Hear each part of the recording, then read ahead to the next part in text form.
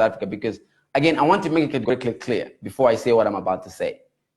The last time I saw Zimbabweans so happy as a country was when Robert Mugabe was moved out of office. I don't want, are you listening to me? Because I know people will misconstrue me. I don't want the vice president to die. I don't want it. I don't think about it. I don't want it. But if the vice president dies, I think Zimbabweans are going to be so happy. So happy. Listen carefully. I do not want. In fact, I want him to live long so that you can say, Eke, me, that's what I want.